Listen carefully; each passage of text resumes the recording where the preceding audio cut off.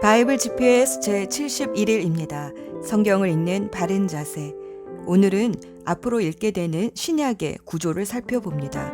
구약처럼 신약도 역사서, 서신서, 예언서로 나누어 볼 수 있습니다.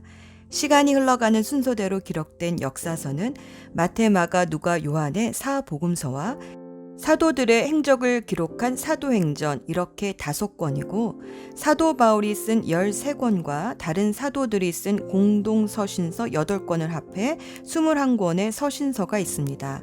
그리고 마지막 종말에 대한 묵시를 기록한 예언서인 요한계시록 1권으로 이렇게 모두 27권이 신약 성경을 이루고 있습니다.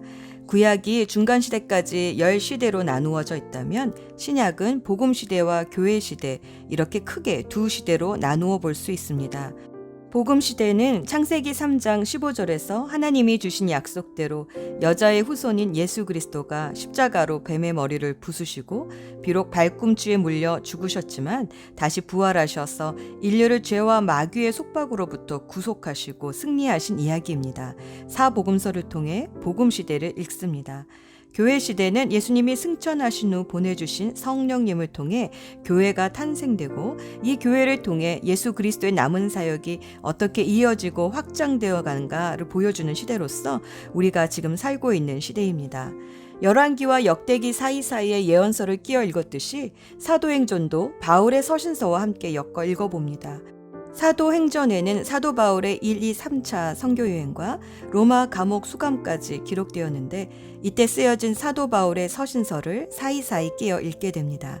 그리고 나머지 사도 바울의 4차 선교여행과 연결된 목회서신, 또 다른 사도들이 쓴 8권의 공동서신서도 이어서 시대별로 읽습니다. 공동서신서라 부르는 이유는 한 개인에게 보내는 편지가 아니라 교회 공동체에게 보내는 서신서이기 때문입니다. 마지막으로 다시 오실 예수님이 어떻게 이 인류의 역사를 심판하시고 새 하늘과 새 땅으로 새 창조를 하실 것인지를 기록한 요한계시록을 읽음으로 신약은 끝이 납니다. 신약 성경은 예수님이 부활 승천하시고 대략 30년에서 60년 사이에 모든 성경이 다 기록되었습니다. 그 당시 신약 성경을 기록하고 또 읽었던 사람들은 예수님의 사실을 직접 목격하고 또 사도들을 만났던 사람들입니다. 신약 성경은 그리스도의 오심, 즉 초림으로 시작되어 재림, 두 번째 오심으로 끝이 납니다. 구약의 선지자들은 메시아가 오실 것이다 라고 선포했는데 신약의 사도들은 메시아가 다시 오실 것이다 라고 선포했습니다. 예수님의 초림과 재림 사이에 바로 우리의 교회 시대가 있습니다. 천국 복음이 다 전파되면 계시록에 계시하신 대로 예수님이 다시 오셔서 하나님의 나라를 완성시켜 주십니다. 율법의 완성자로 신약에 오신 예수님은 이제 하나님 나라의 완성자로 다시 오시는 것입니다. 오늘의 여정, 사복음서를 함께 엮어 읽지만 복음서 저자들의 관점과 강조점은 조금씩 차이가 있습니다. 예를 들어 신약 성경의 유일한 이방인 저자인 누가는 여인들을 비롯하여 특히 가난하고 소외받은 이들에 대한 관심이 많아서 예수님을 따르던 여자 제자들에 대한 기록도 했습니다. 또 기득권층인 바리새인과 죄인이지만 향유 옥합을 깨뜨려 주님 발 앞에 엎드린 여인의 태도를 서로 대조해 보여주면서 많이 용서받은 죄인이 주님을 많이 사랑한다는 사실도 강조하여 기록합니다. 한편 세례 요한은 헤롯에 의해 참수당하고 예수님의 사역은 점점 더 커갑니다. 하지만 예수님의 사역이 무르익어 갈수록 예수님을 대하는 사람들의 태도도 양분화가 됩니다. 예수님을 다윗의 후손으로 보는 사람들과 예수님이 안식일도 어기고 하나님을 모독한다며 비난하는 사람들이 생겼습니다. 예수님의 가족들도 예수님을 이해하지 못하고 잡으러 왔습니다. 하지만 예수님은 하나님의 뜻대로 사는 사람이 진정으로 영적인 가족이 된다고 말씀하시며 바알세불의 힘을 빌어 귀신을 내어 쫓는다며 비난하는 바리새인들에게는 예수님은 성령을 모독하는 죄는 용서할 수 없다고 하십니다. 예수님은 어딜 가든지 하나님 나라에 대해 가르쳐 주셨습니다. 특히 마태복음 13장은 하나님 나라를 설명하는 7개의 비유가 나옵니다. 하나님의 말씀을 듣는 네 가지 마음밭, 길가, 돌무더기, 가시덤불, 좋은 땅에 대한 비유와 밀과 가라지의 비유, 작은 겨자씨가 나무가 되어가는 비유, 반죽을 부풀게 하는 누룩에 대한 비유, 이렇게 네 가지 비유는 무리에게 해주셨고, 제자들에게는 밭에 숨겨진 보물, 귀한 진주를 찾는 상인, 그물에 걸린 고기들을 좋은 것과 나쁜 것으로 나누는 어부에 비유한 세 가지는 제자들에게 해주셨습니다. 예수님은 갈릴리 호수의 폭풍을 잠잠케 하시기도 하고, 또 호수 건너편 이방인의 도시 거라사에 가셔서 군대 귀신 들린 자를 고쳐주기도 하셨습니다. 정신이 온전케 된 그는 예수님을 따르기를 원했으나 주님은 그를 데가볼리 지역에 전도자로 보내셨습니다. 그리고 다시 가버나움으로 돌아오자마자 회당장 야이로가 죽어가는 자신의 딸을 살려달라 요청하자 그 집에 가셨는데 야이로의 딸은 그만 숨을 거두었습니다. 그러나 예수님은 달리다굼 하시며 아이를 살려주십니다. 마태복음에서는 야이로가 조금 전에 죽은 딸을 살려달라고 요청하고, 마가복음에서는 죽어가는 딸을 살려달라고 요청한다고 기록합니다. 이렇게 묘사가 약간 다른 이유는 마가는 로마인을 대상으로, 마태는 유대인을 대상으로 복음서를 썼는데, 유대인들은 의식을 잃은 상태는 죽었다라고 생각하는데 반하여 로마인들은 의식은 잃었어도 호흡이 붙어 있으면 살아있다고 여기기 때문입니다. 이렇게 같은 사건의 기록도 관점에 따라 다를 수 있다는 것을 이해하고 읽어보시기 바랍니다. 회당장 야이로의 집에 가는 도중에 12회 혈루병 앓던 여인은 믿음으로 예수님의 옷자락을 잡고 치유를 받았습니다.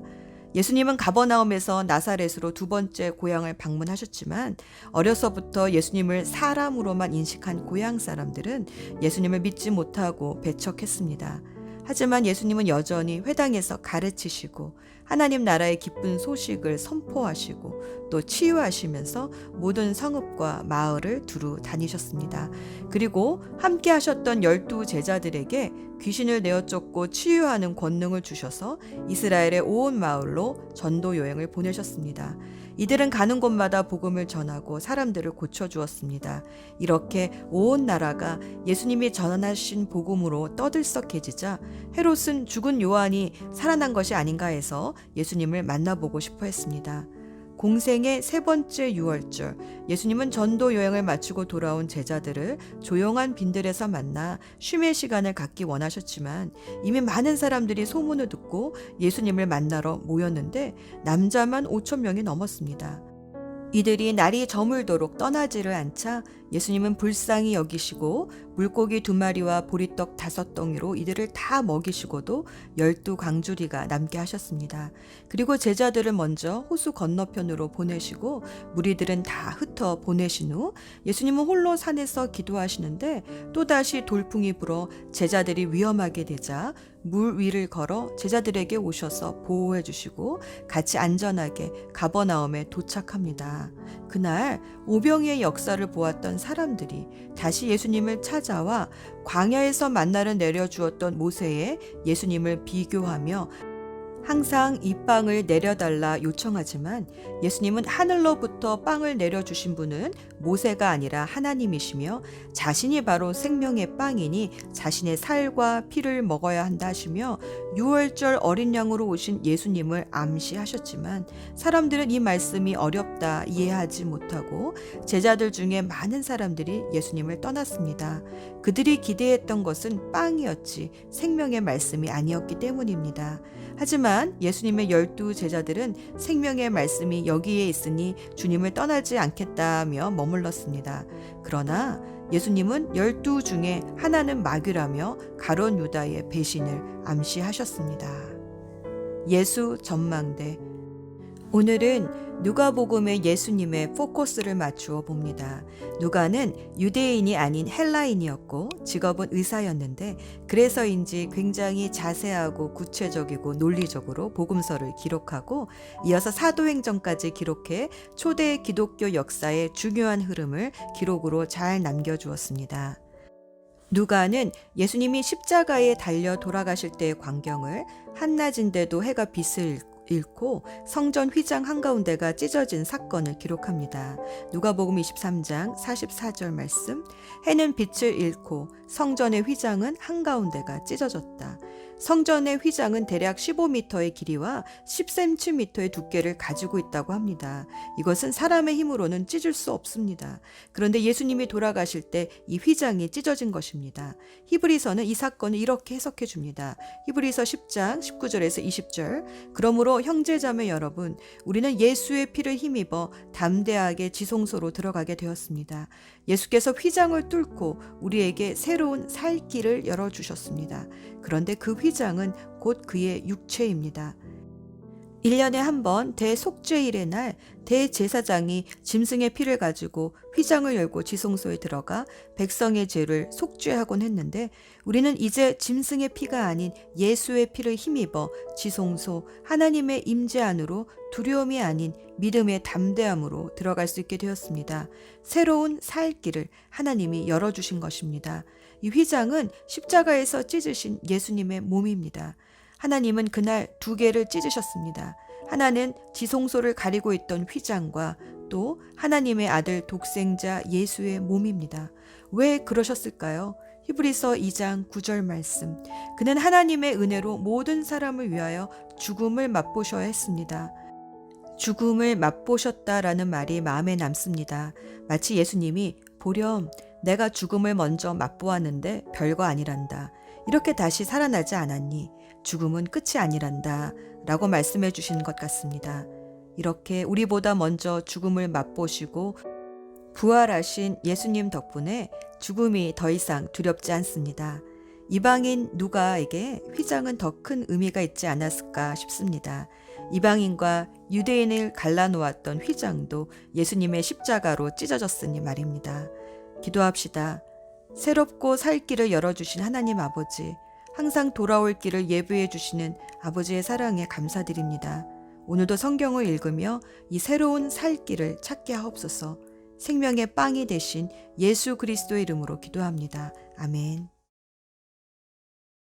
누가복음 7장. 어떤 바리새파 사람이 예수님께 함께 식사를 하자고 권하였습니다. 그래서 예수님께서 그 바리새파 사람의 집에 가셔서 식사 자리에 앉으셨습니다. 그런데 그 마을에 죄인인 한 여자가 있었습니다. 예수님께서 바리새파 사람의 집에서 식사하신다는 소식을 듣고 향유병을 가지고 갔습니다. 그는 예수님의 뒤쪽으로 가서 예수님의 발 곁에 서서 울며 눈물로 그의 발을 씻겼습니다. 그리고 자신의 머리카락으로 발을 닦고 입을 맞추고 향유를 부었습니다. 예수님을 초대한 바리새파 사람이 이것을 보고 속으로 생각했습니다. 만일 이 사람이 예언자라면 지금 자신을 만지는 이 여인이 죄인이라는 것을 알았을 것이다. 예수님께서 그에게 대답하셨습니다. 시몬아, 내게 할 말이 있다. 시몬이 대답했습니다. 선생님, 말씀하십시오. 어떤 채권자에게 두 사람의 채무자가 있었다. 한 사람은 500데나리온을 빚졌고 다른 사람은 50데나리온을 빚졌다. 이 두 사람이 다 빚을 갚을 수 없어서 채권자가 모두 빚을 없던 것으로 해주었다. 그러면 둘 중에 누가 더 채권자를 고맙게 여기겠느냐? 시몬이 대답했습니다. 더 많은 돈을 면제받은 사람입니다.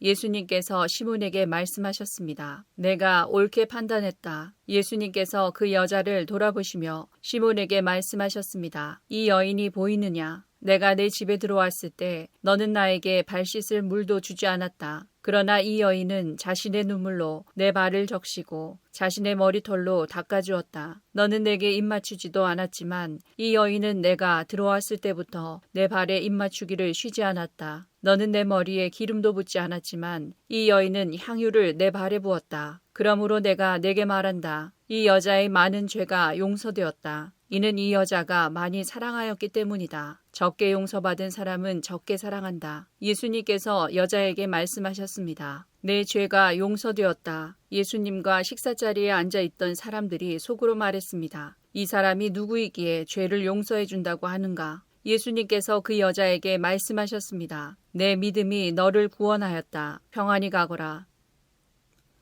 누가복음 8장. 그 후에 예수님께서 여러 성과 마을을 두루 다니시면서 하나님 나라에 관한 좋은 소식을 전하셨습니다. 12 제자들도 예수님과 함께 다녔습니다. 악한 영과 병에서 고침을 받은 몇몇 여자들도 함께 있었습니다. 이들은 7 귀신이 들렸던 막달라라고 하는 마리아와 헤롯의 신하인 구사의 아내 요한나와 수산나, 그리고 그 밖에 다른 여자들이 많이 있었습니다. 이들은 자신의 재산으로 예수님과 제자들을 섬겼습니다.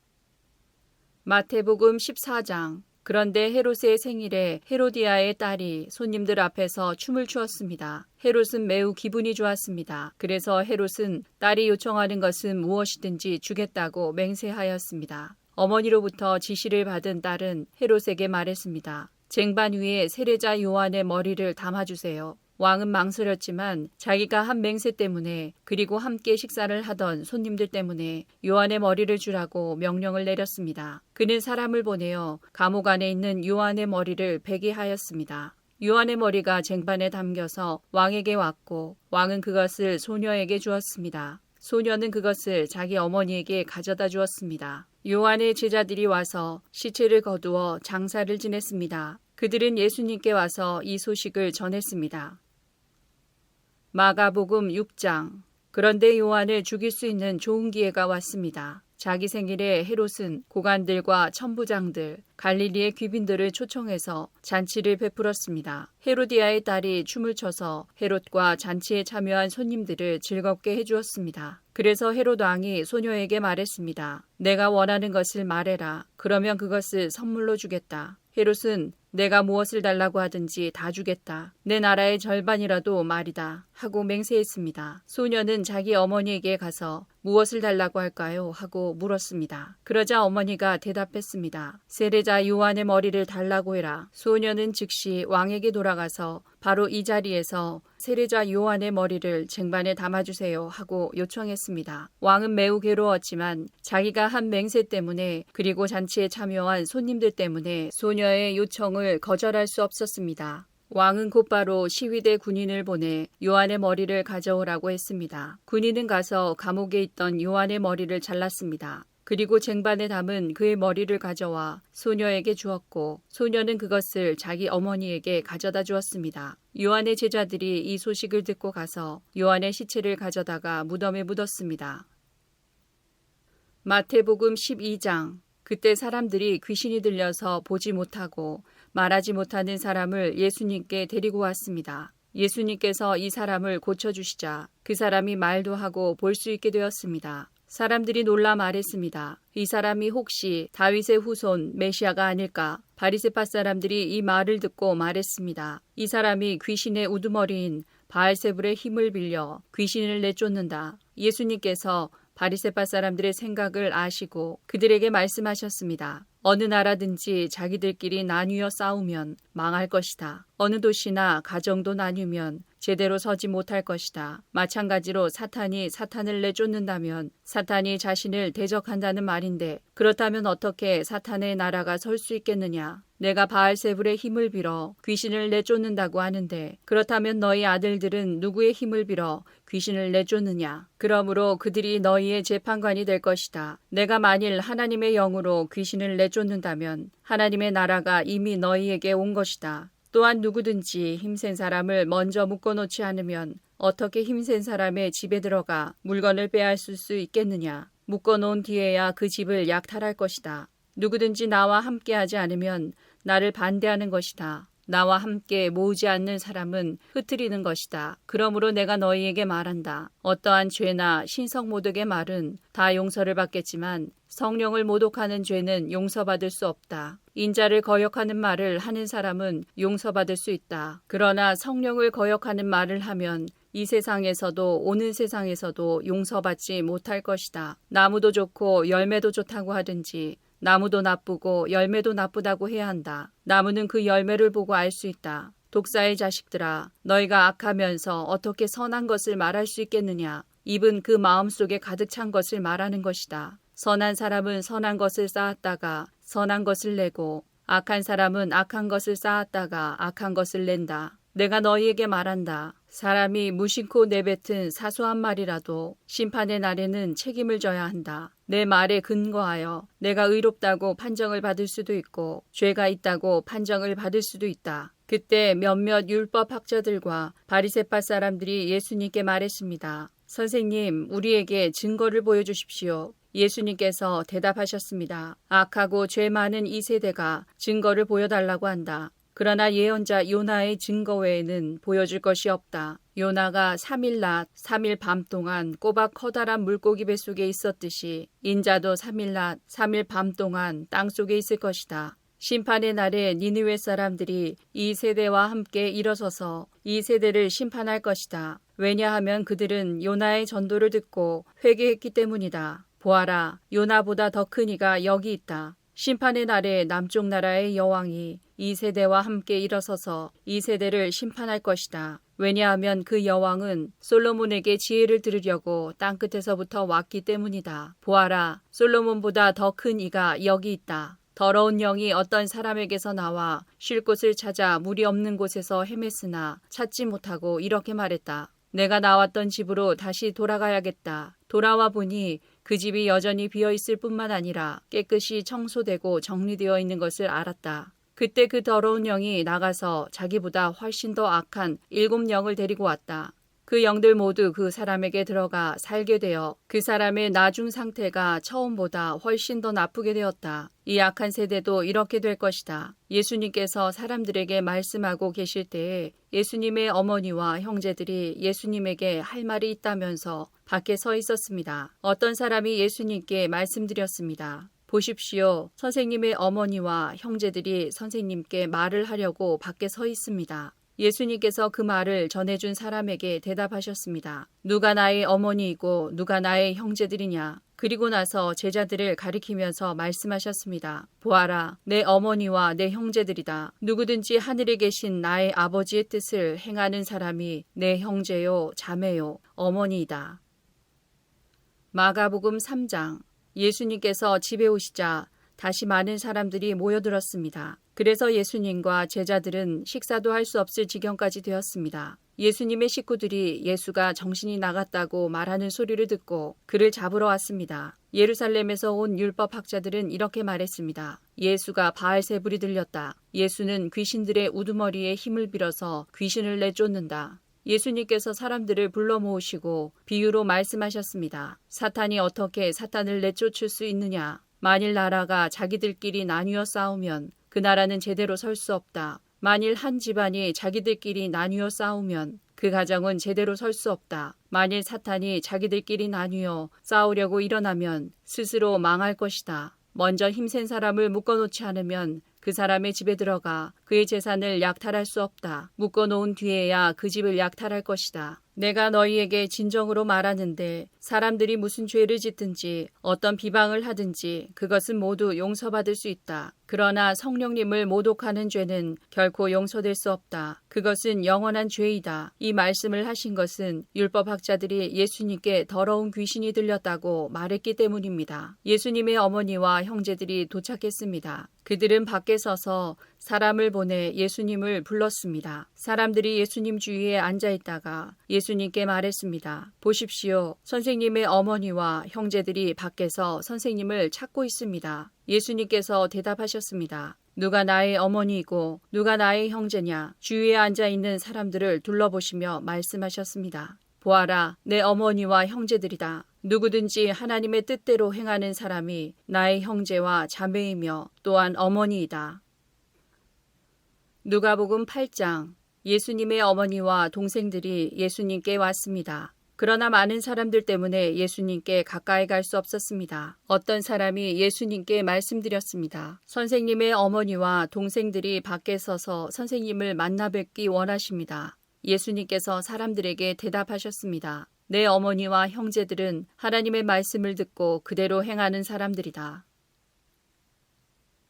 마태복음 13장.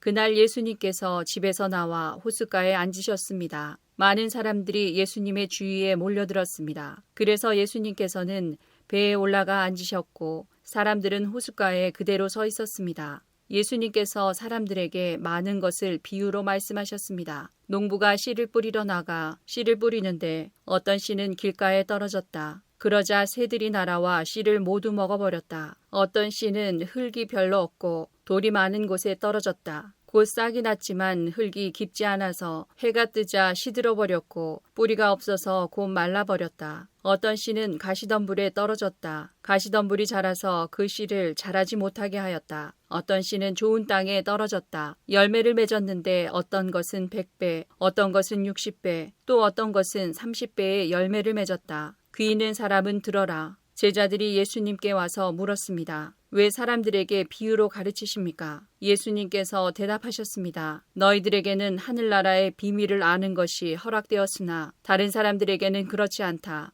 가진 사람은 더 많은 것이 주어져 풍부해질 것이다. 그러나 가진 것이 없는 사람은 있는 것마저 빼앗길 것이다. 그래서 내가 비유로 사람들에게 말한다. 그들은 보아도 보지 못하고 들어도 듣지 못하고 이해하지도 못한다. 따라서 이사야의 예언이 이 사람들에게 이루어지는 것이다. 너희는 들어도 깨닫지 못할 것이고 보아도 알아보지 못할 것이다. 이 백성들의 마음이 둔해졌고 귀는 듣지 못하고 눈은 감겨있다. 그들이 눈으로 보고 귀로 듣고 마음으로 깨닫고 돌아와 내가 그들을 고치는 일이 없게 하려 함이다. 그러나 너희 눈은 보고 있으니 복되다. 너희 귀는 듣고 있으니 복되다. 내가 너희에게 진정으로 말한다. 많은 예언자들과 의인들이 너희가 지금 보는 것을 보고 싶어 했지만 보지 못했다. 너희가 듣는 것을 듣고 싶어 했지만 듣지 못했다. 씨 뿌리는 사람의 비유를 들어라. 누구든지 하늘나라의 말씀을 듣고도 깨닫지 못하면 악한 자가 와서 마음속에 뿌려진 것을 빼앗아가 버린다. 이런 사람은 길가에 뿌려진 씨와 같은 사람이다. 돌무더기에 뿌려진 씨와 같은 사람은 말씀을 들을 때에 기쁘게 얼른 받아들이는 사람이다. 그러나 뿌리가 없어 오래가지 못한다. 말씀 때문에 어려움이 생기고 박해를 당하면 곧 넘어진다. 가시덤불에 떨어진 씨와 같은 사람은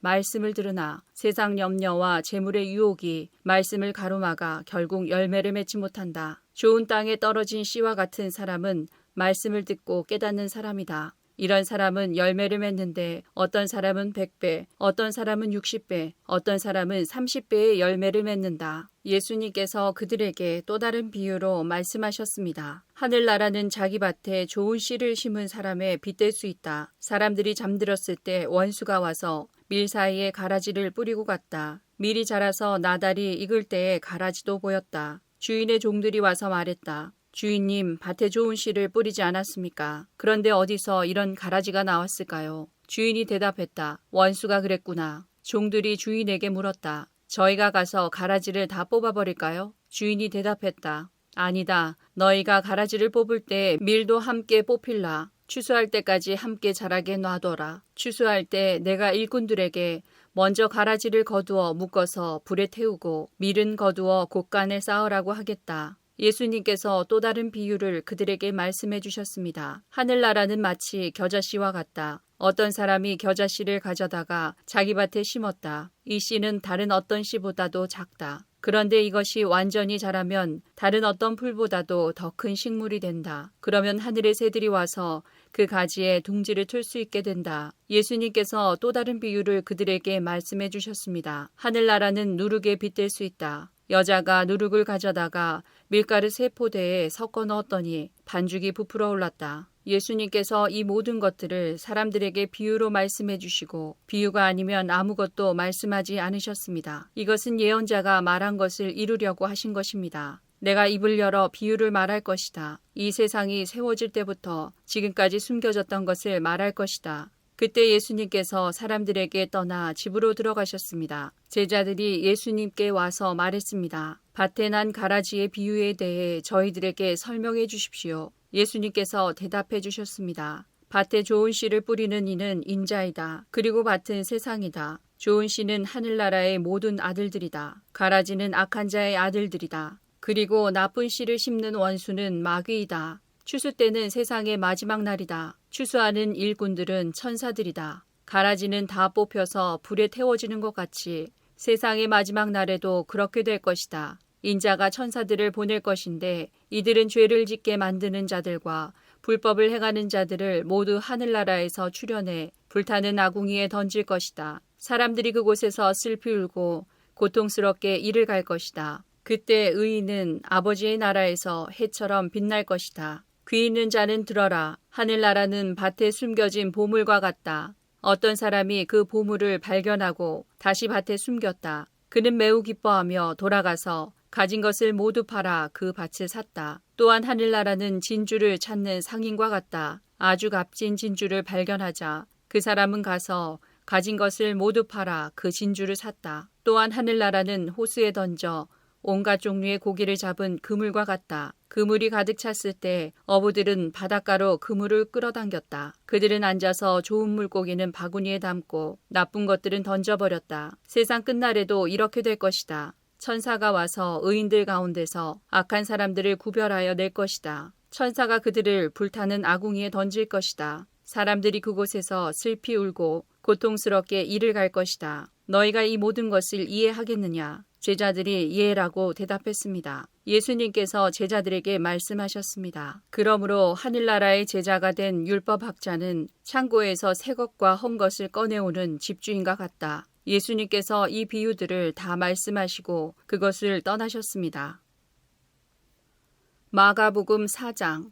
예수님께서 다시 호숫가에서 가르치시기 시작하셨습니다. 수많은 사람들이 예수님 주위로 모여들어서 예수님께서는 호수에서 배에 올라타 앉으셨습니다. 사람들은 호수 주변에 있었습니다. 예수님께서 비유를 통해 많은 것을 사람들에게 가르치셨습니다. 가르치는 중에 예수님께서 말씀하셨습니다. 들어라, 한 농부가 씨를 뿌리러 나갔다. 농부가 씨를 뿌리는데 어떤 씨는 길가에 떨어졌다. 그러자 새들이 와서 씨를 모두 먹어버렸다. 어떤 씨는 흙이 거의 없는 돌무더기에 떨어져 곧 자랐으나 땅이 깊지 않았다. 해가 돋자 싹이 말랐고 뿌리가 없어서 시들어버렸다. 또 다른 씨는 가시덤불 속에 떨어졌다. 가시가 자라서 싹이 자라지 못했기 때문에 싹은 열매를 맺지 못했다. 또 다른 씨는 좋은 땅에 떨어졌다. 싹이 나고 자라서 열매를 맺어 어떤 것은 30배, 어떤 것은 60배, 어떤 것은 100배의 열매를 맺었다. 예수님께서 들을 귀 있는 자여 들어라 하고 말씀하셨다.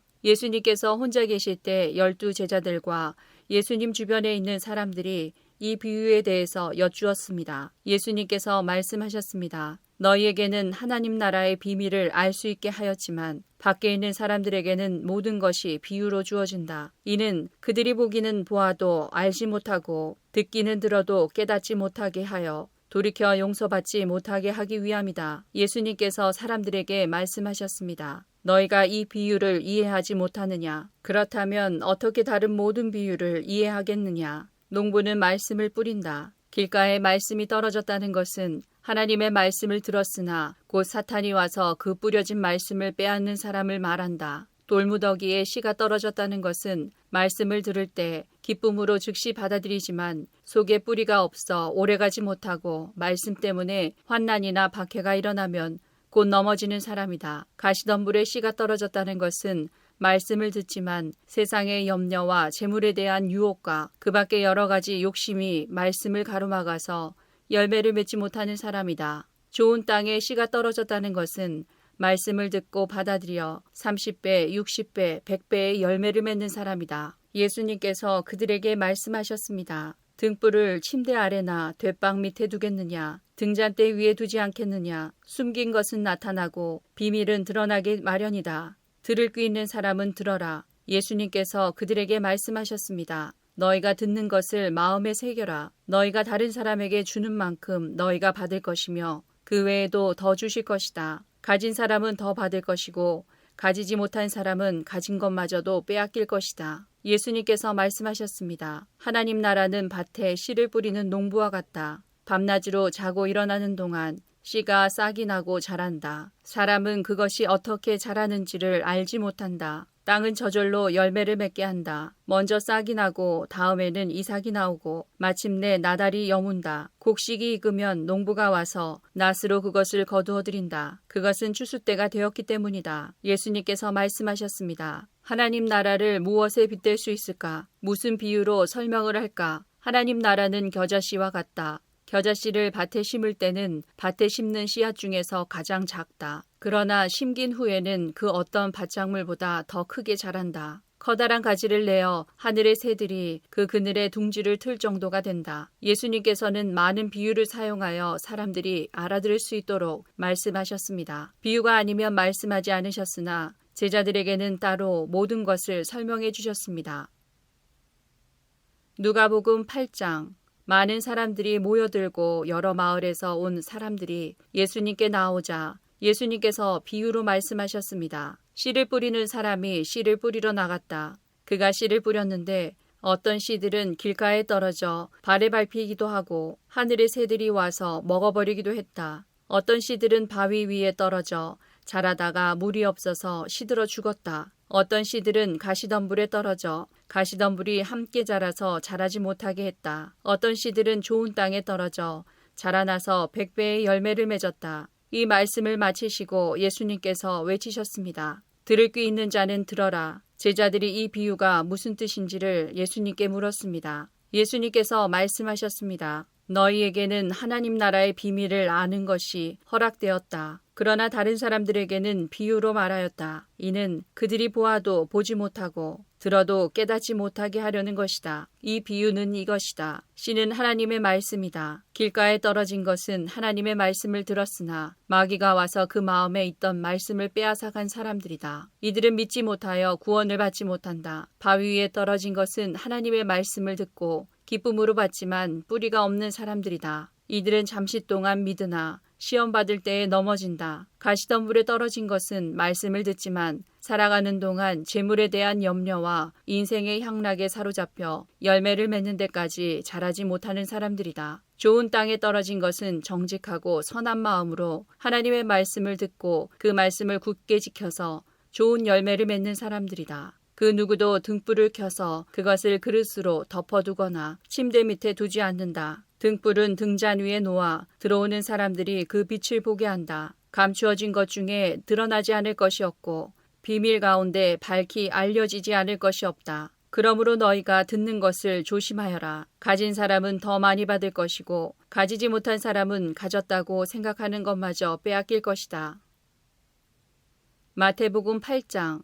주위에 모여든 사람들을 보시고 예수님께서 제자들에게 호수 건너편으로 가자고 말씀하셨습니다. 예수님께서 배를 타시자 제자들이 함께 따라왔습니다. 호수에 매우 거친 폭풍이 일어나 파도가 배를 뒤덮었습니다. 그러나 예수님께서는 주무시고 계셨습니다. 제자들이 가서 예수님을 깨웠습니다. 주님, 살려주십시오. 우리가 빠져 죽을 지경입니다. 예수님께서 왜 무서워하느냐? 믿음이 적은 자들아. 하고 말씀하셨습니다. 그리고 일어나 바람과 바다를 꾸짖으시자 아주 잠잠해졌습니다. 사람들이 놀라서 말했습니다. 도대체 예수님은 어떤 분이길래 바람과 바다도 이분의 말씀에 순종하는가? 예수님께서 호수 건너편 가다라 지방에 오셨을 때였습니다. 귀신 들린 두 사람이 무덤 사이에서 나오다가 예수님과 마주쳤습니다. 이들은 너무 사납기 때문에 아무도 그 길로 지나다닐 수 없을 정도였습니다. 그 두 사람이 소리쳤습니다. 하나님의 아들이여, 당신이 우리와 무슨 상관이 있습니까? 때가 되기도 전에 우리를 괴롭히려고 여기에 오셨습니까? 마침 거기서 얼마간 떨어진 곳에 많은 돼지떼가 먹이를 먹고 있었습니다. 귀신들이 예수님께 간청했습니다. 만일 우리를 이 사람들에게서 쫓아내시려면 저 돼지떼 속으로 보내주십시오. 예수님께서 그들에게 말씀하셨습니다. 가거라. 귀신들은 그 사람들에게 빠져나와 돼지떼 속으로 들어갔습니다. 그러자 돼지떼가 산 아래에 있는 호수로 달려가더니 모두 물속에 빠져 죽었습니다. 돼지를 치던 사람들은 마을로 달려가서 귀신 들린 사람들에게 일어난 모든 일들을 사람들에게 이야기했습니다. 그러자 온 마을 사람들이 예수님께 나와 예수님을 보고 자기 마을을 떠나가 달라고 말했습니다. 마태복음 9장. 예수님께서 배를 타시고 호수를 가로질러 고향으로 돌아오셨습니다. 마가복음 4장. 그날 저녁이 되자 예수님께서는 제자들에게 말씀하셨습니다. 호수 건너편으로 가자. 그래서 제자들은 사람들을 남겨두고 예수님께서 배에 타고 계신 그대로 모시고 갔습니다. 주위에 있던 다른 배들도 따라갔습니다. 그때 매우 강한 바람이 불어와서 파도가 배 안으로 덮쳐 들어왔고 물이 배 안에 차게 되었습니다. 예수님은 배 고물에서 베개를 베고 주무시고 계셨습니다. 제자들이 와서 예수님을 깨우면서 말했습니다. 선생님, 우리가 죽게 되었는데 돌아보지 아니하십니까? 예수님께서 일어나시더니 바람을 꾸짖고 호수에게 명령하셨습니다. 조용하여라, 잠잠하여라. 그러자 바람이 멈추었고 호수가 잔잔해졌습니다. 예수님께서 제자들에게 말씀하셨습니다. 어째서 너희가 무서워하느냐? 아직도 믿음이 없느냐? 제자들이 매우 두려워하며 이분이 어떤 분이길래 바람과 파도도 순종하는 것일까? 하고 서로에게 물었습니다. 마가복음 5장. 예수님과 제자들이 호수 건너편 거라사 지방으로 갔습니다. 예수님께서 배에서 내리시자 더러운 귀신이 들린 어떤 사람이 무덤에서 나와 예수님을 만났습니다. 이 사람은 무덤 사이에서 살고 있었는데 그 누구도 그를 묶을 수 없었고 쇠사슬로도 묶을 수 없었습니다. 여러 번 쇠고랑과 쇠사슬로 그를 묶어보았으나 그는 쇠사슬도 끊고 쇠고랑도 부수었습니다. 아무도 그를 당해낼 수 없었습니다. 그는 밤낮으로 무덤과 산을 돌아다니며 소리를 지르고 돌로 자기 몸에 상처를 내곤 하였습니다. 귀신 들린 자가 멀리서 예수님을 보고 달려와 엎드려 절을 하였습니다. 그리고 큰 소리로 가장 높으신 하나님의 아들이신 예수님, 저와 무슨 상관이 있으십니까? 제발 저를 괴롭히지 마십시오 하고 외쳤습니다. 그것은 예수님께서 더러운 귀신아 그 사람에게서 나오너라 하고 그에게 말씀하셨기 때문이었습니다. 예수님께서 그에게 물으셨습니다. 내 이름이 무엇이냐? 그가 대답했습니다. 레기온입니다. 이는 우리의 수가 많기 때문에 붙여진 이름입니다. 그는 예수님께 자신들을 또다시 이 지방에서 쫓아내지 말아달라고 간청하였습니다. 마침 그곳 산허리에서 많은 돼지떼가 먹이를 먹고 있었습니다. 더러운 귀신들이 간청했습니다. 우리를 저 돼지들에게 보내셔서 들어가게 해주십시오. 예수님께서 그렇게 허락하셨습니다. 더러운 귀신들은 그 사람에게서 나와 돼지떼 속으로 들어갔습니다. 그러자 거의 2,000마리나 되는 돼지떼가 호수 쪽으로 산비탈을 내리달아 빠져 죽었습니다. 돼지를 치던 사람들이 달아나서 읍내와 촌에 있는 사람들에게 이 사실을 알렸습니다. 그래서 사람들이 무슨 일이 일어났는지 보려고 왔습니다. 그들은 예수님께 와서 귀신이 들렸던 사람, 곧 레기온 귀신이 들렸던 사람이 옷을 입고 제정신으로 돌아와 앉아있는 모습을 보고 깜짝 놀랐습니다. 이 일을 목격했던 사람들이 그들에게 귀신 들린 사람에게 어떤 일이 일어났는지에 대하여 그리고 돼지떼에 대하여 말해 주었습니다. 그러자 그들은 예수님께 자기네 지방을 떠나달라고 요구하기 시작했습니다. 예수님께서 배에 앉으시자 귀신 들렸던 사람도 예수님을 따라가게 해달라고 간청하였습니다. 그러나 예수님께서는 허락하지 않으셨습니다. 예수님께서 내 가족 식구들과 친구들에게로 가거라. 그들에게 주님께서 내게 얼마나 큰 일을 해주셨으며 얼마나 큰 자비를 베풀어 주셨는지 이야기하여라 하고 말씀하셨습니다. 그래서 그 사람은 돌아갔습니다. 그리고 데가볼리 지역에서 예수님께서 자기에게 얼마나 큰 일을 해주셨는지를 사람들에게 이야기하자 모든 사람들이 듣고 놀랐습니다. 누가복음 8장. 어느 날 예수님께서 제자들과 함께 배에 오르셨습니다. 예수님께서 말씀하셨습니다. 호수 건너편으로 가자. 그래서 그들이 떠났습니다. 가는 동안 예수님은 잠이 드셨고 사나운 바람이 호수로 불어닥쳤습니다. 배에 물이 가득 차서 위험에 빠졌습니다. 제자들이 예수님을 깨우며 선생님, 선생님, 우리가 죽습니다 라고 말했습니다. 그러자 예수님께서 일어나셔서 바람과 성난 파도를 꾸짖으셨습니다. 그러자 그 즉시 바람이 멈추고 호수가 다시 잔잔해졌습니다. 예수님께서 제자들에게 말씀하셨습니다. 너희의 믿음이 어디 있느냐? 제자들은 두렵고 놀라서 도대체 이분이 누구시길래 바람과 물에게 호령하시고 바람과 물이 이분에게 순종하는가 라고 서로 말하였습니다. 예수님과 제자들은 갈릴리 건너편 거라사 사람들의 마을에 닿았습니다. 예수님께서 배에서 내리시니 그 마을에 사는 귀신 들린 사람이 예수님께 다가왔습니다. 그는 오랫동안 아무 옷도 입지 않았으며 집에서 살지도 않고 무덤에서 살고 있었습니다. 그는 예수님을 보고 소리를 지르며 예수님 앞에 엎드렸습니다. 그리고 큰 소리로 말했습니다. 가장 높으신 하나님의 아들이신 예수님, 당신이 저와 무슨 상관이 있습니까? 제발 저를 괴롭히지 마십시오. 이는 예수님께서 더러운 영에게 그 사람에게서 떠나라고 명령하셨기 때문입니다. 더러운 귀신이 그 사람을 여러 번 사로잡았기 때문에 사람들은 쇠사슬과 쇠고랑으로 그를 묶어 감시하였습니다. 그러나 그는 쇠사슬을 끊고 귀신이 이끄는 대로 광야로 뛰쳐나가곤 하였습니다. 예수님께서 그에게 물으셨습니다. 내 이름이 무엇이냐? 그러자 그가 대답했습니다. 레기온입니다. 이는 많은 귀신이 그에게 들어갔기 때문입니다. 귀신들은 예수님께 자신들을 지옥으로 쫓아내지 말아달라고 간청하였습니다. 그때 언덕에는 많은 돼지떼가 풀을 먹고 있었습니다. 귀신들은 예수님께 자기들을 그 돼지떼에게 들어가게 해달라고 간청하였습니다. 예수님께서 그렇게 허락하셨습니다. 그러자 귀신들은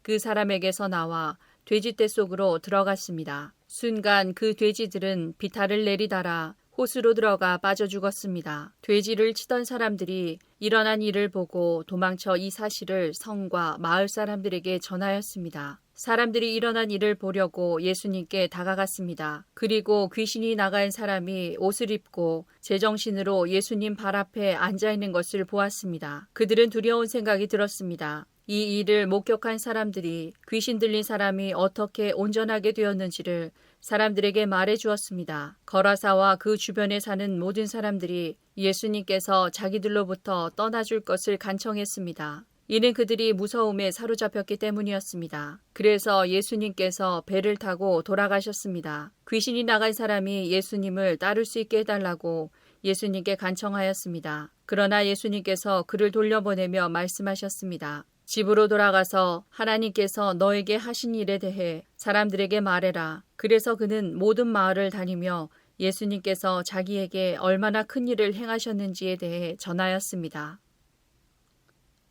마태복음 9장. 예수님께서 이 말씀을 하시는 동안 회당장이 와서 예수님께 절하고 말했습니다. 제 딸이 조금 전에 죽었습니다. 오셔서 손을 얹어 주십시오. 그러면 다시 살아날 것입니다. 예수님께서 일어나 회당장을 따라가셨습니다. 제자들도 같이 갔습니다. 가는 길에 12년 동안 혈루증을 앓아온 한 여자가 예수님의 뒤로 와서 옷깃을 만졌습니다. 그녀는 속으로 예수님의 옷을 만지기만 해도 나을 거야 라고 생각했던 것입니다. 예수님께서 뒤돌아서서 그 여자를 보고 말씀하셨습니다. 안심하여라 딸아, 내 믿음이 너를 구원하였다. 그 즉시 그 여자의 병이 나았습니다. 예수님께서 회당장의 집에 도착했을 때였습니다. 예수님은 피리를 부는 사람들과 떠드는 사람들을 보셨습니다. 예수님께서 말씀하셨습니다. 물러나라. 소녀는 죽은 것이 아니라 자고 있는 것이다. 그러자 사람들이 예수님을 비웃었습니다. 사람들을 밖으로 내보낸 뒤 예수님께서 들어가셔서 소녀의 손을 잡았습니다. 그러자 소녀가 일어났습니다. 이 소식은 온 동네 사방으로 퍼져나갔습니다.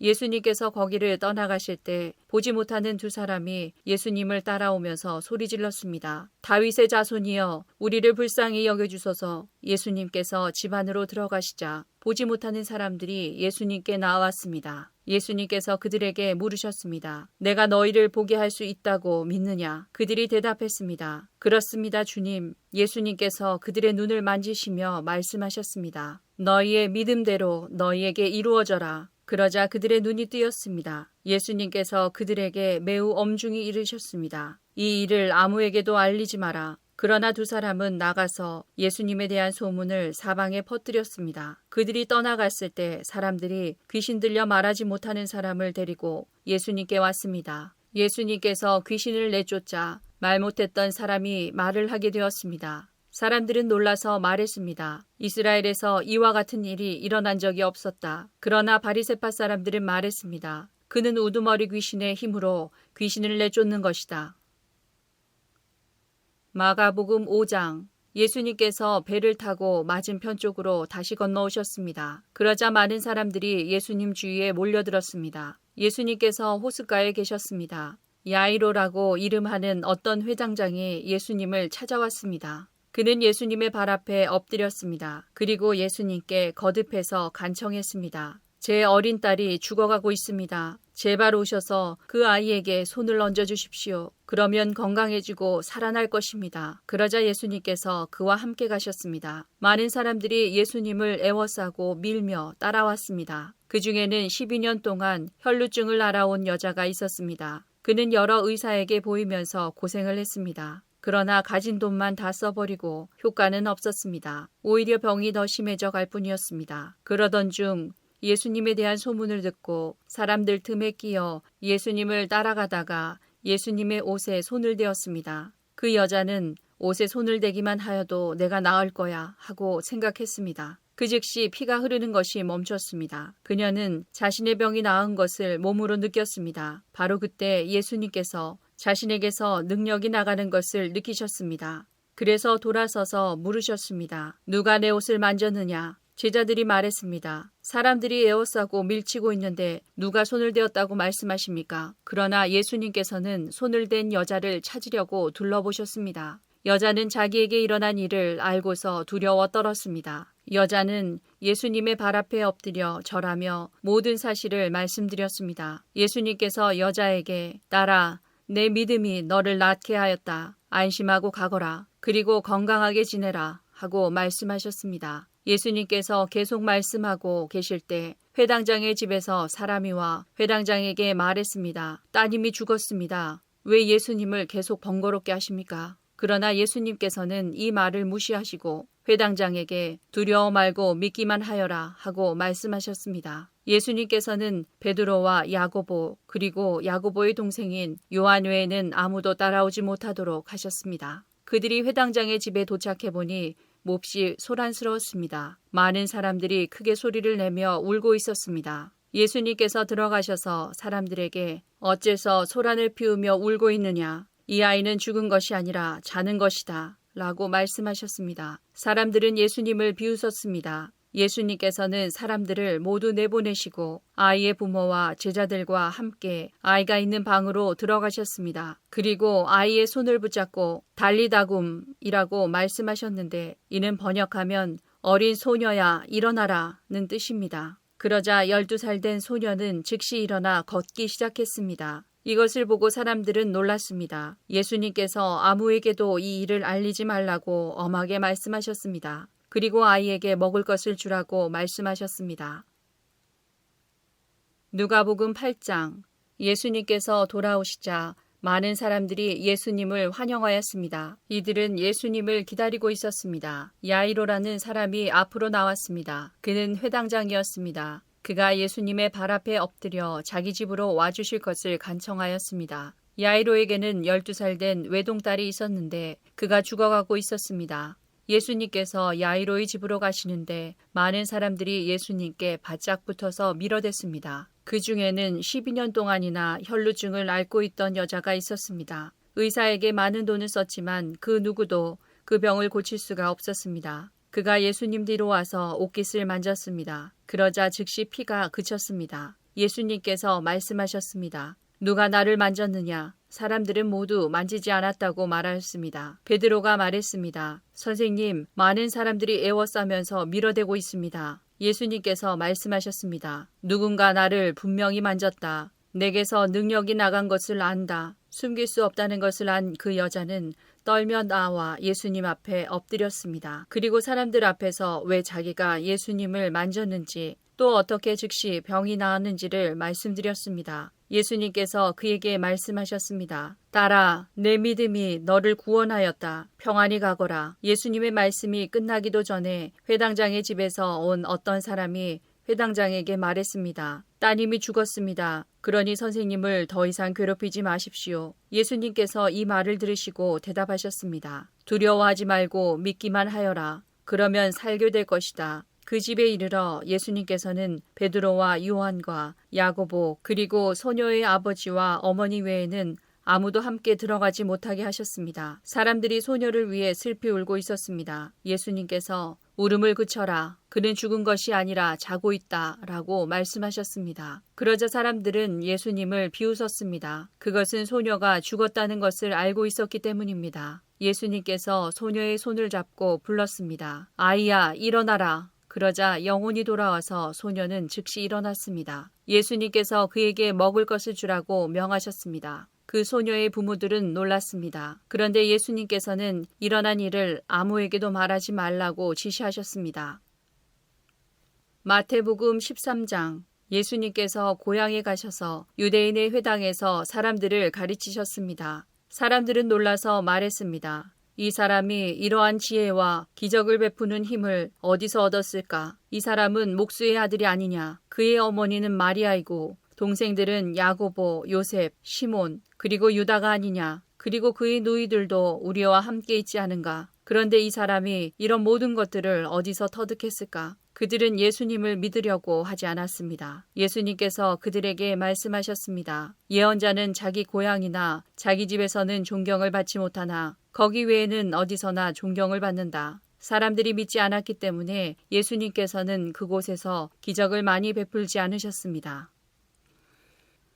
마가복음 6장. 예수님께서 거기를 떠나 고향으로 가셨습니다. 제자들도 예수님을 따라갔습니다. 안식일이 되자 예수님께서 회당에서 가르치기 시작하셨습니다. 많은 사람들이 예수님의 말씀을 듣고 놀라워하며 말했습니다. 이 사람이 어디서 이런 것을 얻었을까? 이 사람에게 있는 지혜는 어떤 것인가? 이 사람이 손으로 일으키는 기적은 어떤 것인가? 그는 목수가 아니냐? 그는 마리아의 아들이고 야고보, 요세, 유다, 그리고 시몬의 형이 아니냐? 그의 누이들도 우리와 함께 있지 아니하냐? 그러면서 사람들은 예수님을 배척했습니다. 예수님께서 그들에게 예언자가 고향과 친척과 자기 집을 제외하면 어느 곳에서나 존경을 받는다라고 말씀하셨습니다. 예수님께서는 몇 명의 환자에게 손을 얹어 고쳐주셨을 뿐 많은 기적을 일으킬 수 없었습니다. 예수님께서는 그들이 믿지 않음에 놀라셨습니다.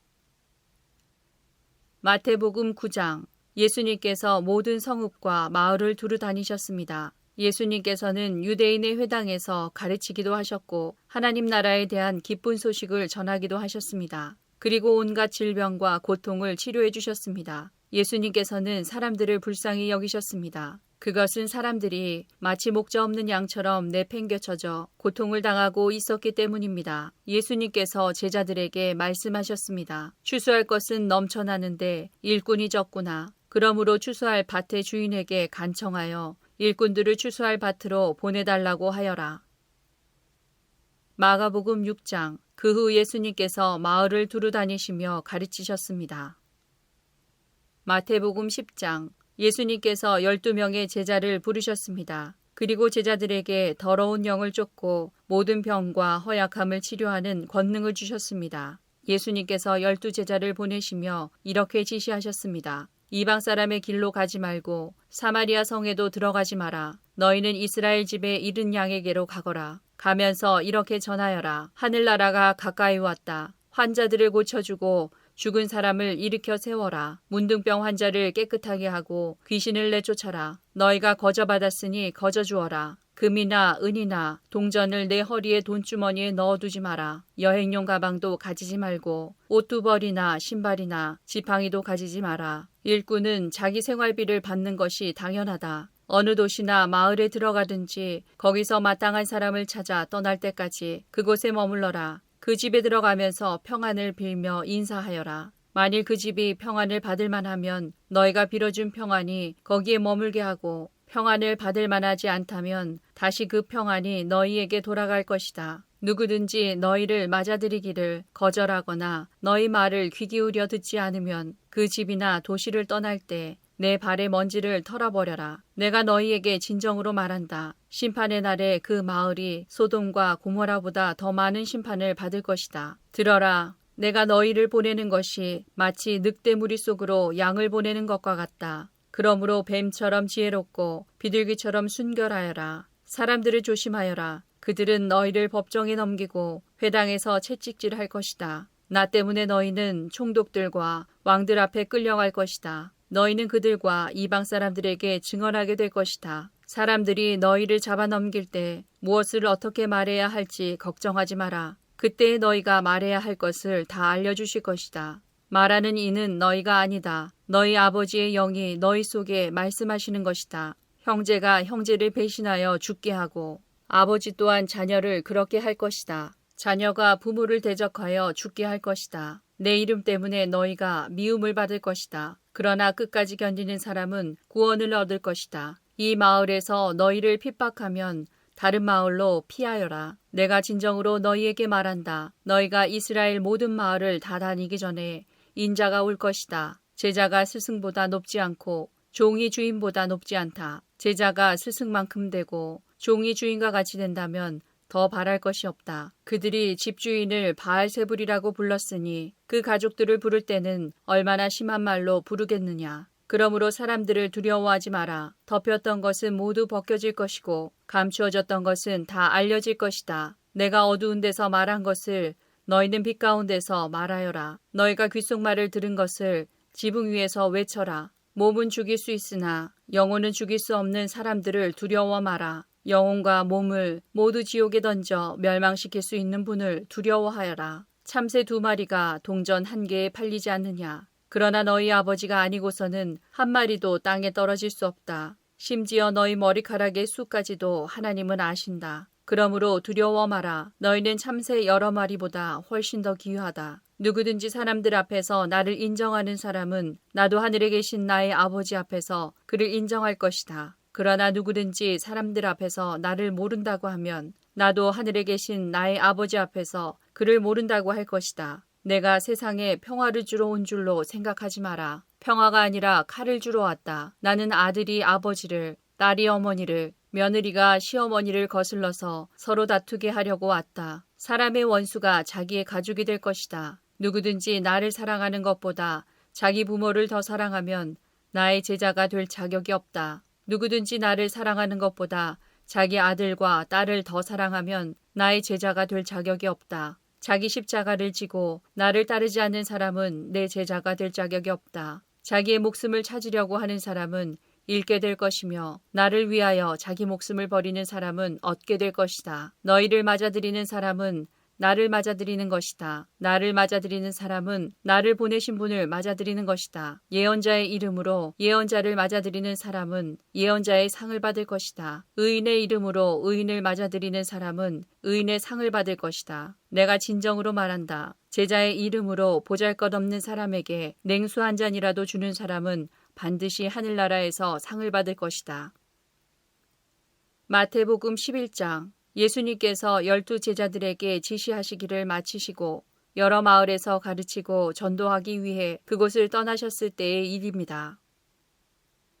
마태복음 14장. 그때 헤롯 왕이 예수님에 대한 소식을 들었습니다. 헤롯이 신하들에게 말했습니다. 이 사람은 세례자 요한이다. 그가 죽었다가 다시 살아난 것이 틀림없어. 그 사람에게서 기적이 나타나는 것도 바로 이 때문일 거야. 마가복음 6장. 예수님께서 12 제자를 불러 2사람씩 보내기 시작하셨습니다. 그리고 그들에게 더러운 귀신을 쫓는 권세를 주셨습니다. 예수님께서 제자들에게 명하기를 여행할 때는 지팡이 외에 아무것도 가지고 다니지 말고 빵이나 가방도 가지지 말며 주머니에 돈도 넣고 다니지 말라고 하셨습니다. 또한 신만 신고 옷도 2벌씩 갖지 말라고 하셨습니다. 예수님께서 이어서 말씀하셨습니다. 어느 집에 들어가든지 마을을 떠날 때까지 거기 머무르도록 해라. 너희를 받아들이지 않거나 말씀에 귀를 기울이지 않으면 그곳에서 나올 때 신발에 묻은 먼지를 털어버려서 그들에게 증거로 삼아라. 제자들은 가서 사람들에게 회개하라고 전하였습니다.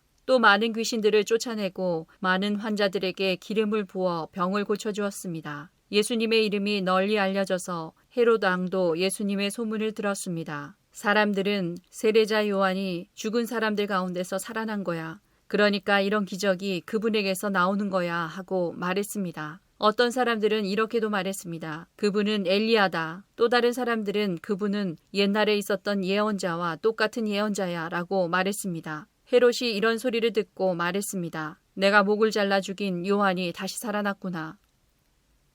마가복음 6장. 사도들이 예수님께로 돌아왔습니다. 그리고 자신들이 했던 일과 가르쳤던 것을 모두 예수님께 말씀드렸습니다. 누가복음 9장.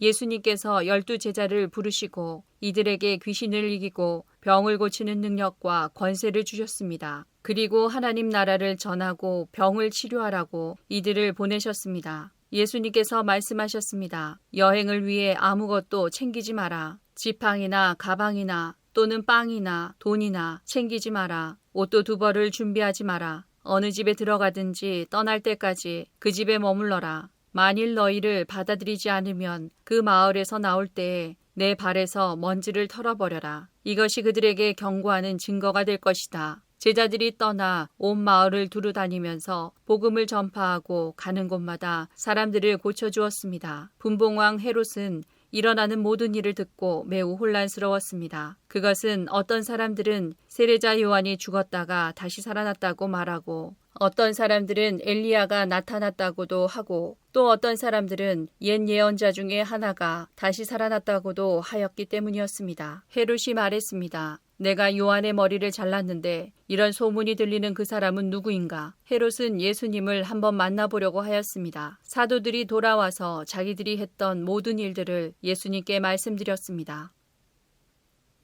마태복음 14장. 예수님께서 이 소식을 들으시고 그곳을 떠나 배를 타고 혼자 조용한 곳으로 가셨습니다. 그러나 여러 마을에서 사람들이 이 사실을 전해 듣고 걸어서 예수님을 따라왔습니다. 예수님께서 배에서 내려 많은 사람들이 모여 있는 것을 보셨습니다. 예수님께서는 그들을 불쌍히 여기시고 병든 사람들을 고쳐주셨습니다. 저녁이 되자 제자들이 예수님께 와서 말했습니다. 이곳은 외딴 곳이고 시간도 너무 늦었습니다. 사람들을 이제 보내어 마을에 가서 먹을 것을 각자 사도록 하는 것이 좋겠습니다. 예수님께서 제자들에게 대답하셨습니다. 갈 필요가 없다. 너희가 그들에게 먹을 것을 주어라. 제자들이 대답했습니다. 우리가 가진 것이라고는 빵 5개와 생선 2마리 뿐입니다. 예수님께서 말씀하셨습니다. 그것들을 내게 가져오너라. 사람들을 풀밭에 앉게 하신 후 예수님께서는 빵 5개와 생선 2마리를 손에 들고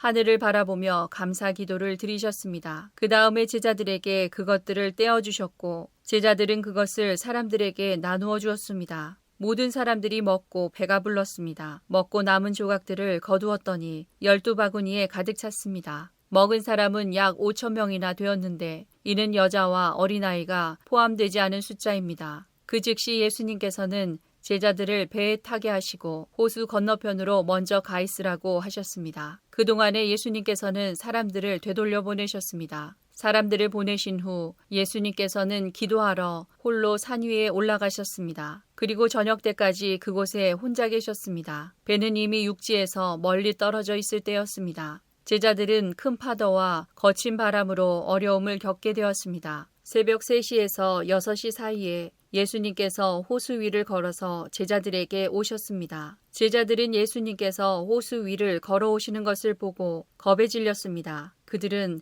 유령이다 라고 소리쳤습니다. 너무 무서워서 비명을 지른 것입니다. 예수님께서 얼른 그들에게 말씀하셨습니다. 안심해라. 나다. 두려워하지 마라. 베드로가 예수님께 말했습니다. 주여, 정말 주님이시라면 저에게 물 위로 걸어오라고 하소서. 예수님께서 말씀하셨습니다. 오너라. 베드로는 배에서 내려 물 위를 걸어 예수님께로 향했습니다. 그런데 베드로는 거센 바람을 보자 겁이 났습니다. 물에 빠지기 시작하자 소리를 질렀습니다. 주님, 살려주십시오. 예수님께서는 즉시 손을 내밀어 베드로를 잡아주시며 말씀하셨습니다. 믿음이 적은 사람아, 왜 의심하느냐? 베드로와 예수님이 배 안에 오르자 바람이 잔잔해졌습니다. 배 안에 있던 사람들이 예수님께 경배하며 말했습니다. 주님은 분명히 하나님의 아들이십니다. 예수님과 제자들은 호수를 건너 게네사렛이라는 곳에 이르렀습니다. 그곳 사람들이 예수님을 알아보았습니다. 그들은 근처에 있는 모든 지역으로 사람들을 보내어 환자들을 예수님께 모두 데리고 왔습니다.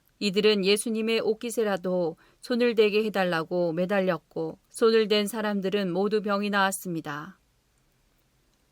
마태복음 15장. 그때 몇몇 바리새파 사람과 율법학자들이 예루살렘으로부터 예수님께 와서 물었습니다. 당신의 제자들은 어째서 장로들이 우리에게 전하여 준 법을 지키지 않습니까? 당신의 제자들은 음식을 먹기 전에 손을 씻지 않습니다. 예수님께서 이들에게 대답하셨습니다. 너희는 어째서 장로들의 전통을 지키려고 하나님의 명령을 지키지 않느냐? 하나님께서는 내 아버지와 어머니를 공경하라고 말씀하셨다. 또한 아버지나 어머니를 욕하는 사람은 반드시 죽으리라고 말씀하셨다. 그런데 너희는 아버지나 어머니에게 드리려던 것을 하나님께 드렸다고 하면 자기 부모를 공경하지 않아도 된다라고 말하면서 너희 전통을 빌미로 하나님의 말씀을 무시하고 있다. 위선자들아, 이사야가 너희에 대해 예언한 것이 옳다. 이 백성들이 입술로는 나를 공경하나 마음은 내게서 멀구나. 헛되이 내게 예배를 드리고 사람의 훈계를 교리인 양 가르친다. 예수님께서 사람들을 불러 모으시고 말씀하셨습니다. 너희는 듣고 깨달아라.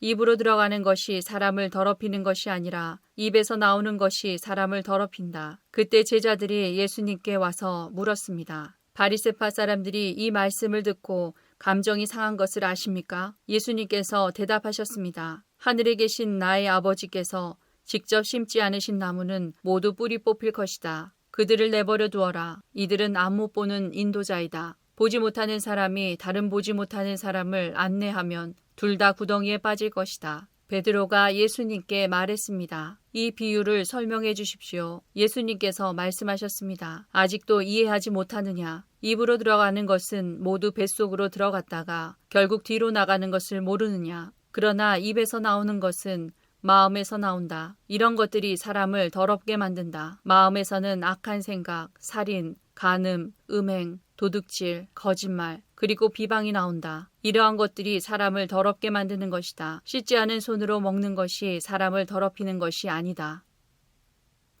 마가복음 6장.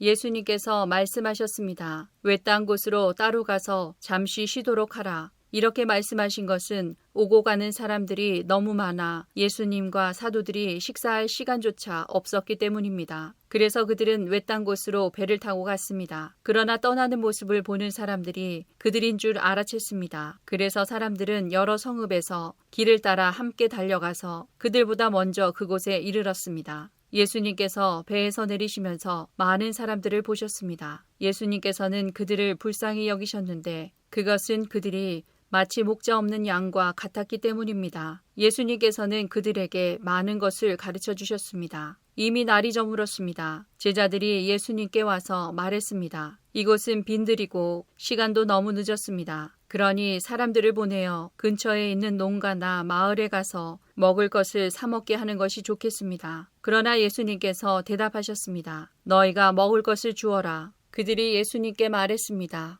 그러면 우리가 가서 200데나리온어치의 빵을 사서 먹이라는 말씀이십니까? 예수님께서 그들에게 물으셨습니다. 너희가 가진 빵이 얼마나 되는지 가서 알아보아라. 그들이 알아보고 나서 말했습니다. 빵 5개와 생선 2마리가 있습니다. 예수님께서 사람들에게 무리를 지어서 풀밭에 앉으라고 하셨습니다. 사람들은 100명 혹은 50명씩 떼를 지어 앉았습니다. 예수님께서 빵 5개와 생선 2마리를 들고 하늘을 우러러 보시며 감사기도를 드리셨습니다. 그리고 제자들에게 빵을 떼어서 나누어 주도록 했습니다. 그리고 생선 2마리도 나누어 주셨습니다. 모든 사람들이 배불리 먹었습니다. 제자들은 12광주리에 남은 빵 조각과 물고기를 거두어 드렸습니다. 빵을 먹은 남자 어른은 5,000명이었습니다. 예수님께서 제자들에게 배를 타고 호수 건너편에 있는 벳세다로 먼저 가 있으라고 말씀하셨습니다. 그동안에 예수님께서는 사람들을 집으로 보내셨습니다. 사람들을 보내신 후 예수님께서는 기도하러 산에 올라가셨습니다. 밤이 되었는데 배는 여전히 호수 위에 있었고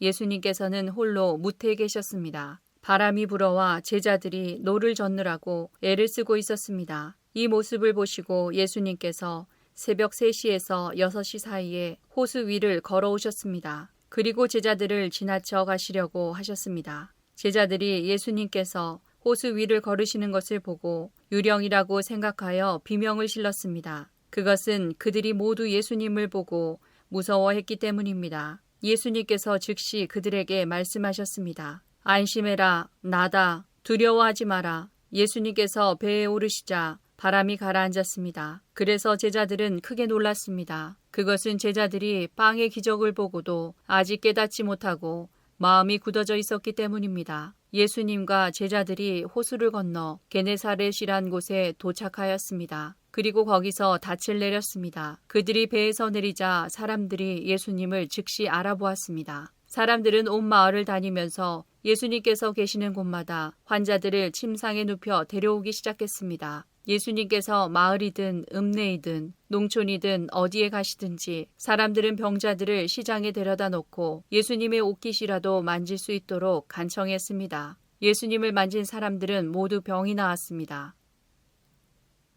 마가복음 7장. 바리새파 사람들과 예루살렘에서 온 몇몇 율법학자들이 예수님께 왔습니다. 이들은 예수님의 제자들 가운데 몇 명이 더러운 손으로, 즉 씻지도 않은 손으로 빵을 먹는 것을 보았습니다. 바리새파 사람들과 모든 유대인들은 손을 씻기 전에는 결코 음식을 먹지 않습니다. 이것은 장로들의 전통을 지키는 것입니다. 시장에서 돌아오면 자신들의 몸을 깨끗하게 씻지 않고서는 음식을 먹지 않았습니다. 이외에도 여러 가지 지켜야 할 일이 많았는데 컵이나 주전자, 냄비, 그릇, 그리고 침대를 씻는 것이었습니다. 바리새파 사람들과 율법 학자들이 예수님께 말했습니다. 어째서 선생님의 제자들은 장로들의 전통을 지키지 않고 더러운 손으로 음식을 먹습니까? 예수님께서 대답하셨습니다. 이사야가 너희와 같은 위선자들에 대하여 쓴 것이 옳구나. 이 백성들이 입술로는 나를 공경하나 마음은 내게서 멀구나. 헛되이 내게 예배를 드리고 사람의 훈계를 교리인 양 가르친다. 너희는 하나님의 계명은 무시하고 사람의 전통만 지키는구나. 예수님께서 그들에게 말씀하셨습니다. 너희는 너희의 전통을 지키려고 하나님의 명령을 그럴듯하게 무시하는구나. 모세는 내 아버지와 어머니를 공경하여라. 아버지나 어머니를 욕하는 사람은 반드시 죽으리라고 하였다. 그러나 너희는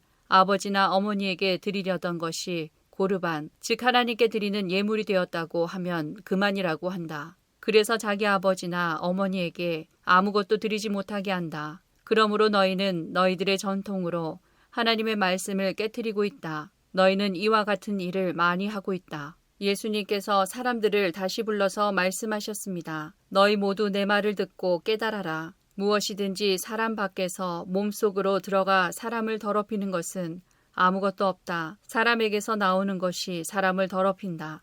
예수님께서 사람들과 헤어져 집에 들어오시자 제자들이 이 비유에 대해 물었습니다. 예수님께서 말씀하셨습니다. 너희는 아직도 깨닫지 못하겠느냐? 바깥에서 사람 속으로 들어가는 것이 사람을 더럽히지 못한다는 것을 깨닫지 못하느냐? 그것은 사람의 마음 속에 들어가는 것이 아니라 배로 들어가서 뒤로 나간다. 그러므로 예수님께서는 모든 음식이 깨끗하다고 선언하셨습니다. 예수님께서 말씀하셨습니다. 사람에게서 나오는 것, 바로 그것이 사람을 더럽히는 것이다. 속에서부터, 즉 사람의 마음으로부터 악한 생각, 음란, 도둑질, 살인, 간음, 탐욕, 악의가 나오며 속임수, 방탕, 질투, 욕지거리, 교만, 어리석음이 나온다. 이 모든 악한 것들은 사람의 속에서 나와 사람을 더럽힌다.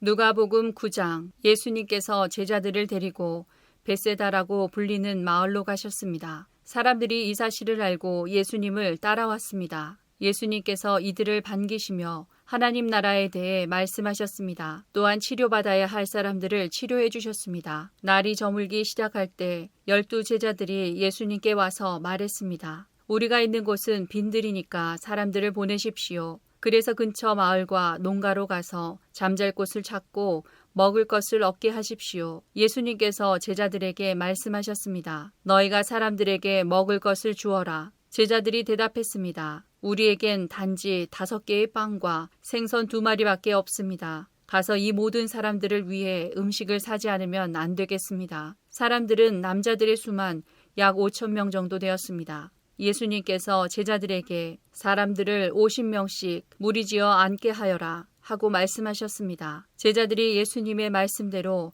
사람들을 앉게 하였습니다. 예수님께서 빵 5개와 생선 2마리를 들고 하늘을 우러러보며 감사기도를 하셨습니다. 그런 후에 제자들에게 떼어주며 사람들 앞에 내놓도록 하셨습니다. 사람들이 모두 먹고 배가 불렀습니다. 또한 남겨진 조각들을 모으니 12바구니에 가득 찼습니다. 요한복음 6장.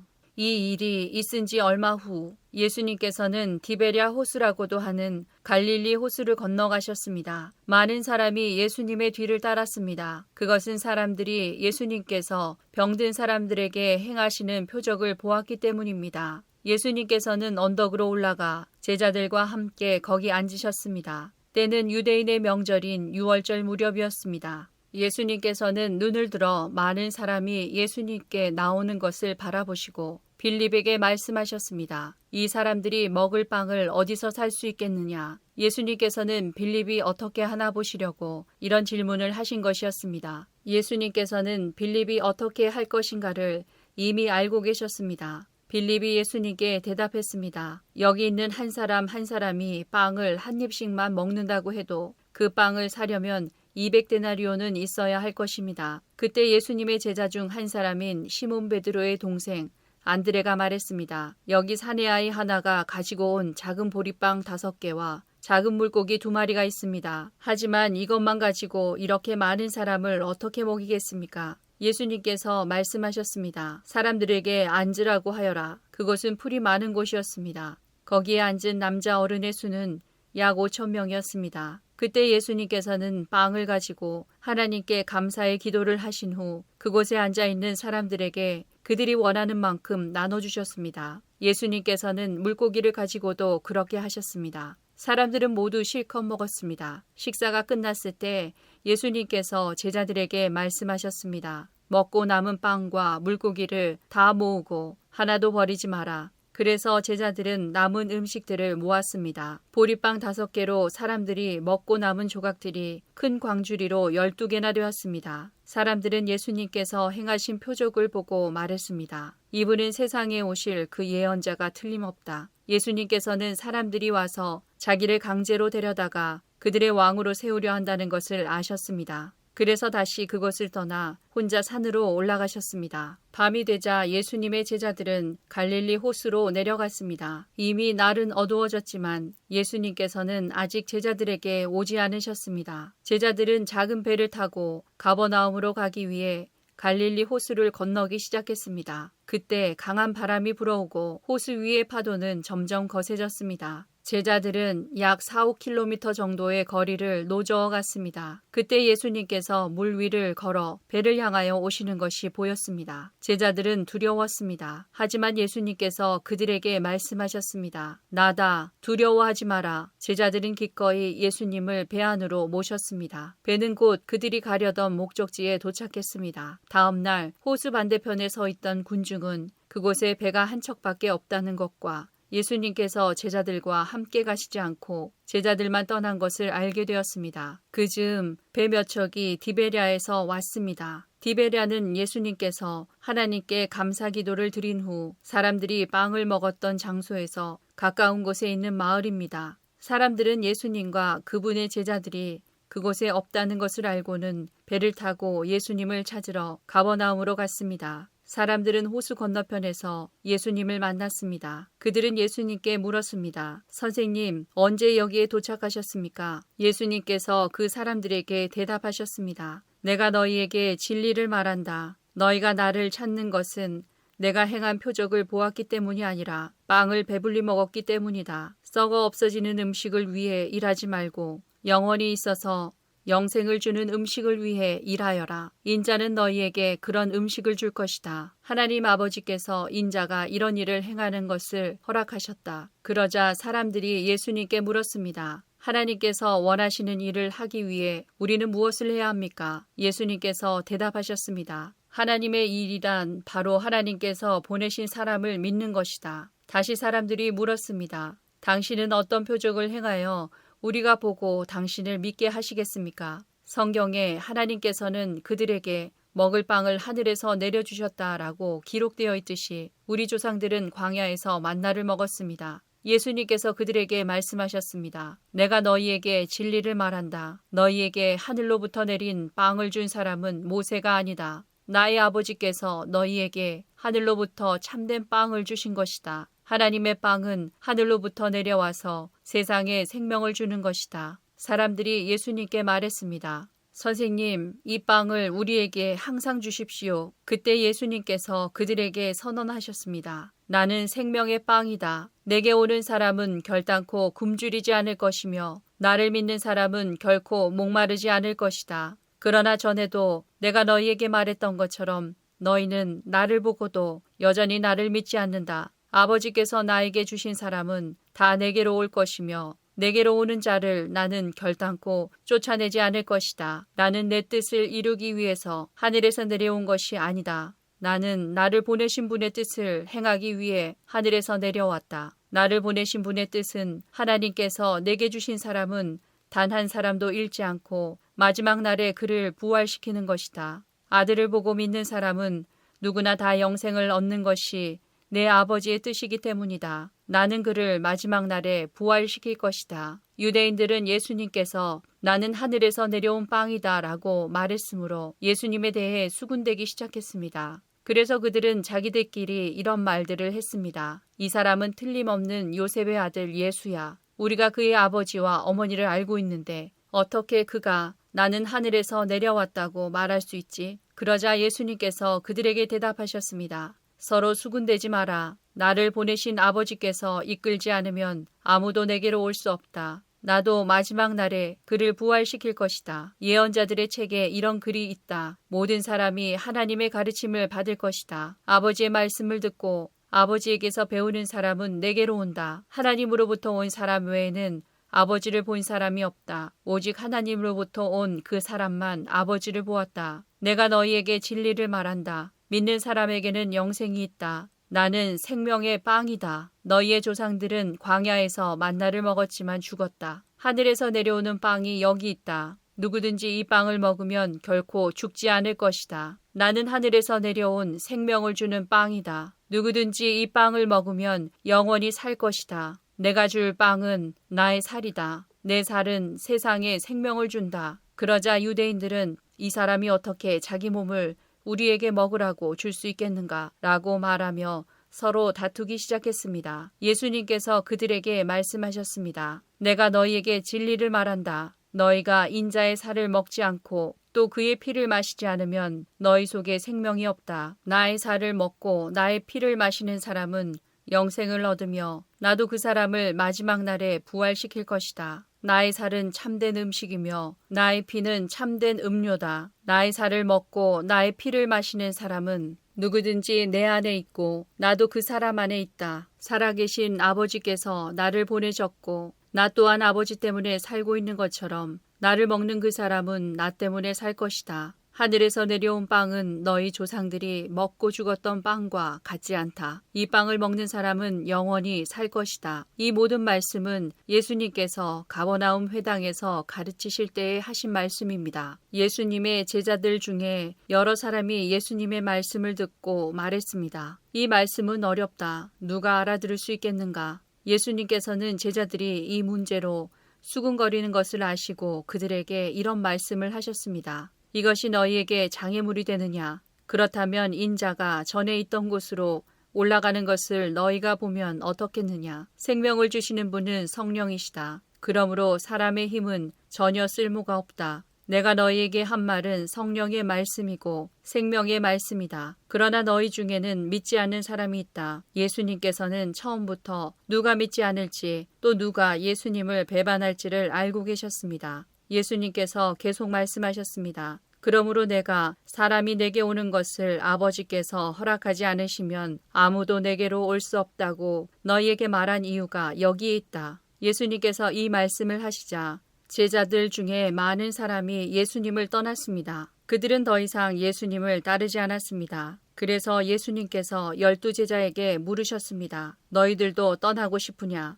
시몬 베드로가 예수님께 대답했습니다. 주님, 주님께 영생의 말씀이 있는데 우리가 누구에게 가겠습니까? 우리는 주님이 하나님의 거룩한 분임을 믿고 알고 있습니다. 예수님께서 제자들에게 대답하셨습니다. 내가 너희 12사람을 선택하지 않았느냐? 그러나 너희 중에 한 사람은 마귀니라. 예수님께서는 가룟 사람 시몬의 아들 유다를 두고 말씀하신 것이었습니다. 유다는 12제자에 들어있던 사람이었지만 후에 예수님을 배반했습니다.